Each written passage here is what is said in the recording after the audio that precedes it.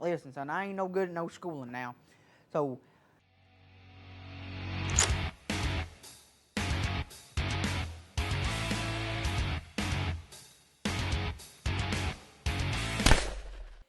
what is going on, everybody, and welcome back to the Newest Gun Guy. Used to be the Newest Gun channel on YouTube, and thanks for stopping back in for another Tactical Terry Tip Tuesday, where we bring in our firearm expert to talk about all sorts of kind of different things. I don't know if that was a real sentence, but today we're going over buying your first handgun.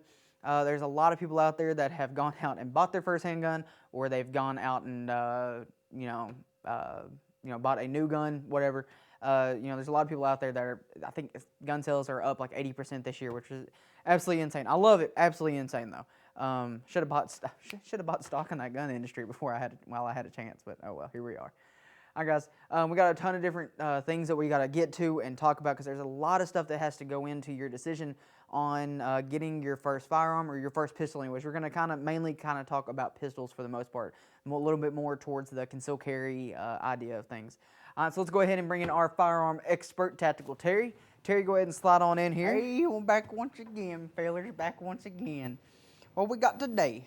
All right, Terry, let's go ahead and hop right into it. Buying your first pistol can be kind of, especially if you're not a firearm person, it can be kind of difficult. You're not sure what direction to go and things like that. So, Terry, what direction, what do you look for, what do you do when you're trying to figure out how to buy a firearm, especially if you're someone that doesn't have a ton of knowledge about a firearm? So what you do is you do it the same way you do it when you're buying a car now, okay? You do it the same way you're buying a car. All right? You go in and you look at that sales person, rep, I think is what they call them these days, a representative, okay? You look at them fellers and you say, all right, son, I need me a little deal here. And they come up and they'll say, oh, look at this baby right here, look at this baby right here. And you say, and you just listen to the man. The man's an expert, all right? I ain't close as an expert as I am, but they're an expert. You gotta listen to them fellers now. They know what they're talking about, okay? You go in there and you say, I need me a little deal here, and they'll say, oh, I got a little something for you, and they show you a little something and say, oh, I like that, and sonny, and that's what you go with, all right? They're an expert. They know what they're doing now. They ain't. These people tell you all the time, said, oh, they're trying to upsell you and stuff. No, they ain't. Now they make a living. They make a little living now. They gotta eat too, but I'm telling y'all right now, ain't gonna worry about none of that stuff now. They ain't happening. They ain't happening. Okay. All right. Okay, guys. So one big thing is to make sure you have some sort of idea while you go in. This is the biggest point. This is the biggest thing that I can say about picking out your first handgun. This is probably the most important thing. There's a lot of other important factors that go into it. Probably the most important thing is go in with some sort of knowledge. Sit down on YouTube and just literally type in best first handgun for a woman, best first handgun for a guy, best first handgun for concealed carry, best handgun for home defense. Whatever it is that you think your primary thing is going to be, just look that up. And there are thousands and thousands of videos out there and stuff. We got a couple of different guns laying here. We got Terry's 1911 that he loves so much. We got a couple of Glocks. We got a SIG over here. And all of these, there's plenty of times that people buy these as their first handguns, and there's nothing wrong with any of those. If you're going to use it for home defense or something like that, it's all different for what you do. So the biggest thing though is having some sort of idea of when you go in. Maybe you go in, you say, I've heard a lot of great things about SIG. Do you have any SIGs that are in stock or in store that I can look at? And then they'll say yes or no, and then you can go from there, and then you can talk to them and things like that. You can go in with a little bit of an idea now. You can go in with a little bit of idea. You can say, oh, I heard old Tactical Terry told me to get her on 1911 now. Yes, you go in with that. I'll tell you, that's some good advice right there. Or you can go in there and say, oh, I need me a little deal for the house now. Now, if you get you a little deal for the house, son, that thing can be a little, don't matter about size. If it's staying in the house, don't matter about size. Now, if you plan on carrying that baby around, you gotta think about you. You gotta think about you. What fits you, okay? But a 1911 fits everybody, all right? But you gotta go around and say, I don't like that and stuff. But you gotta listen to the sales rep. He knows what he's talking about. You gotta trust the feller now. Trust the feller. So another point is price. Price is a huge thing. There's a lot of people out there in really tough positions right now that want to try to get that first firearm and stuff like that. But it's one of those things though. I really want you to make sure you don't have to go especially if this is your first one. Get something that you know is going to be reliable. Glock, SIG, the M&P line. There's a ton of firearms out there that you know are going to be reliable. But literally, if you can go get something for a couple $100, it may not be the latest and greatest thing. It may not be the newest generation. It may not be, the dream gun that you always wanted and stuff. But it's at least going to be something that will protect you. As long as you get something that is reliable, something that you know will handle round count and things like that. I mean, unless you don't ever plan on shooting it, but we've talked about it 100 times on this channel. Make sure that you practice, go out and shoot it some. So you want to make sure that, price is a thing. Make sure you're getting a good deal and you're not getting cheated. Well, for some of you folks, if you decide to make a bad decision, not get the 1911, here's what you do, friends. You go in there and stuff, and let's take this little deal here. You take this little deal here, all right? And you say, oh, let me see this, baby. And you say, oh, it fits my hand good. Or, oh, it don't fit my hand. You don't like it the way it fits your hand. So it's got to feel good in that hand. You got to take that baby and you got to say, oh, fits my hand perfectly. Or you got to say, oh, that's too big for my hand. That's too little for my hand. You got to see how it feels in that hand now. You got to take that baby and you got to go, oh, let me touch it now. Let me feel this baby around. All right? There's plenty of things you got to do. You got to do things like that to try to make sure you say, hey, I like this old boy. I like this baby. All right? Yeah. All right, another thing that kind of goes a little bit along with the price, making sure you get a good price, is the people behind the counter. Now, if you go to a actual dedicated firearm store or an outdoor sport store or something along those lines, then a lot of times the people behind the counter will probably be trustworthy and they'll know what they're talking about with the firearm.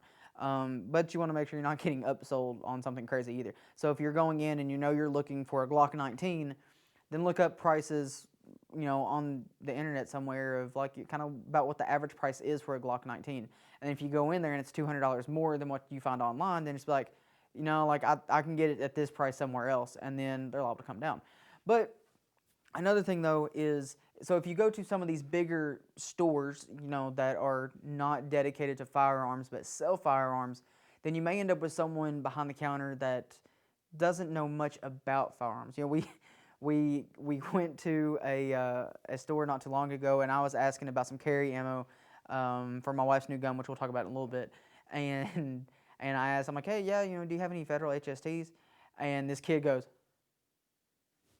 and he looks at another guy, and the other guy was just like, oh, what grain are you looking for? I'm like, if y'all have anything at this point, because I can't, you can't find any carry ammo anywhere at this point.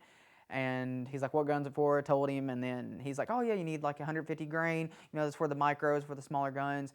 Yeah, we don't have any of those in stock. It's kind of hard to find those right now. I'm like, this guy knows what he's talking about. This other kid does not. Now, this other kid even admitted that he had never, I don't think ever really shot a gun. So makes sense that he's behind, or it doesn't make any sense why he's behind the gun counter. So you want to be kind of weary of some people. Some people, actually, we'll just go ahead and hop right into it. This SIG P365, my wife actually, we went into a gun shop and she was fully prepared. She knew that she wanted a Glock 43 or a 43X. That's what she kind of went in there thinking. And then finally they didn't have them at the time. And the owner, who was extremely knowledgeable about firearms, he said, oh, hand her that SIG over there. And as soon as she got it in her hand, she immediately fell in love. So you end up with some that know what they're talking about, know what kind of class they're talking about with things. And we've talked about this gun a few times. It's been I like them. I like that. I really like that trigger in it. Getting off track though. So it's one of those things that you want to make sure that they're giving you reliable information. So that's where that research comes into play. Well, there's this big myth. You got to go out here and get these big fancy things. You ain't got to get no big fancy things now. And in the words of my grandkids, you balling on a budget or something like that. It don't matter. It don't matter if you got all the money in the world, if you ain't got no money at all. Son, price don't matter. You can get the cheapest thing out there. I'm in the process of buying me one of these Yeet cannons. And they sound like an old trusty pistol now. I like these old Yeet cannons. Or I don't know how, I think it's how you say it. I ain't totally for sure. But you got to get one of these old baby. The price don't matter. People want to spend all this money on the stuff. You don't need to spend all the money on the stuff. You don't need to spend all the money on stuff. I keep telling y'all ain't listening. Now, Oh, chili dog's getting back to me again. Whew. Chili dog getting back to me. Now, you don't need to do all this fancy stuff now. You just do what you're going to do now. But you got to listen to Uncle Terry. That's what you need. You don't need to spend all that money. You don't need to spend all that money, all right? You need to listen. You need to listen. You don't get you something. And you can be as cheap as you want, so as long as it don't matter. But it gets you a 1911 though. You know what I'm saying? You know what I'm saying? Yeah, buddy. Yeah, buddy. What we got now? What are we talking about now? What? Well, just because they're a stranger don't mean you can't trust a feller now. I'm not saying we don't want to not trust people. everybody we come in contact with. I ain't known you for 10 years. I can't trust you. No, trust the feller. He knows what he's doing. He know. I'm telling you. Yeah, buddy. Yeah, buddy. He knows what he's doing. Yeah, buddy. Okay, another thing that we need to get into though is, if you want to check out the pistol, they set their mat out, they let you see the pistol, and we'll use the SIG again, and they set the pistol out, and you look at it, and you're like, okay, I really like this. One thing that you don't do is, let's say that you all or the behind the gun counter, do not pick the pistol up and just like straight out point it right at them. Do not do that. That's not what you want to do. That's danger. Remember our firearm safety rules. You don't want to point at anything you aren't willing to destroy. And Terry, I'll let you take it away on this one. Terry, let's hear what you got to say. Now we talked about this the other day. Don't point no firearm at nobody you don't want to. Okay? Don't point it at nobody. Even it's unloaded, there ain't no game on. Don't point it at nobody. So you take your pistol there that you want. Let's take this old baby again. I like this. This is a little old deal here. I like this little old deal. You take this baby and you want to look at the sights or something. So you take this baby and you point that thing right at the ground. You say yeah. You gotta say yeah when you do it. That's the only way it works now. Say yeah. But remember, we talked about this that day too. You gotta hold down here closer to the bottom. Hold down here closer to the bottom. That way that recoil. So you gotta hold it the way you're gonna shoot. So you gotta hold it down, and you gotta look to them shots. Yeah, buddy. Yeah, buddy. You add the buddy in there. That really helps a little something. You know what I'm saying? Some solid points. Yeah, buddy. Now another thing, and I actually mentioned it about the SIG earlier, is the trigger. How much I actually like that trigger. And I'm not a huge trigger nut or anything like that. Typically, if it comes in the gun, like that's the trigger I'm probably going to use. But dry firing, there's a lot of people out there that want to make sure that they actually dry fire the gun to see how the trigger reacts. Now, one of those things that you do that you want to make sure of is that you're doing it in a safe way, in a safe direction, and always make sure you at least ask. A lot of the times, even though I know all these guns are good to dry fire, they're going to be perfectly fine. You may just be like, "Is it good if I dry fire this? Are we okay?" Like, and most of the guys, most of the time they'll just be like, "Yeah, sure, whatever, it's fine." Yeah, yeah. You gotta ask about that stuff. You don't mess up another man's toy. You don't want to mess with another man's toy now. You gotta take whatever it is. If it's a revolver, it's your 1911s, it's your semi-automatics, or your long gun. It don't matter what it is. Ask him, say, "Excuse me, sir. Excuse me. Can I draw fire this thing?" And he'll say yes or he'll say no. It's completely up to him. It's his gun. He can do whatever he wants to with it. He can say, yeah, throw it down the street for all I care. Now, he probably won't like you leaving the store with it, but beside the point, you ask him, say, hey, can I dry fire this little thing? And they'll say yeah, or they'll say no. And if they say no, you don't do it. If they say yeah, do it. Plenty of time. Do it as much as you want. Until they tell you to stop, I guess. I don't know. I don't know. I've been kicked out of a bunch of the gun stores. They told me I couldn't swirl it around like I saw a John Wayne movie the other day. I said, oh, let me spin it, and they said, no, you ain't gonna do that. And I said, oh, let me practice over. And they wouldn't let. They kicked me out. I ain't allowed back. I told you to put some braces on this baby. I just rickety everything in there, rattling around. I tell you. Oh, I got okay. I've been good to see y'all again. Hey, trust the feller now. Trust the feller. He knows what he's doing. Okay, I'm going. See y'all later. All right, guys, that's going to wrap things up for this week's edition of Tactical Terry Tip Tuesday. That was Tactical Terry, and make sure you subscribe and hit the notifications bell and come back every single Tuesday where Terry will give us some more tips, and hopefully they won't be terrible, but you see what we're working with here. Yeah. So one big thing, if you learn anything from this video and take away anything at all, make sure you actually check out, you do some research on your own. When I bought these two, this Glock 19 and this Glock 43, I was planning on buying one gun, and I did a ton of research, and I said, you know what, I want a Glock. And then I started looking at all the Glocks, and then I realized I really like both of them, and I ended up buying both of them. Yep, great choice, I know. On the upside, my wife didn't bad of me. That's some good stuff. All right, guys, So make sure you just do your research, look up, have some sort of idea before you ever take step into a gun store. And if I had to make a suggestion, unless if you don't know what you're really looking for, then go into a store, maybe a smaller gun store that's dedicated to firearms, and they'll probably have some guys in there or girls in there that will have a lot of knowledge about firearms and what's really good and what's not out there. All right, guys. So down in the description, check out Twitter and Patreon. Newest gun guy for both of those. There's a little cheat code for you. So check out those. A lot of stuff coming in the future. Give this video a thumbs up. I forgot to say it at the beginning. I always keep forgetting. Give this video a thumbs up. It actually really does help us. And, you know, if you have somebody out there that's looking at getting into firearms and stuff, maybe this video would help them. Maybe not, because we have Terry around.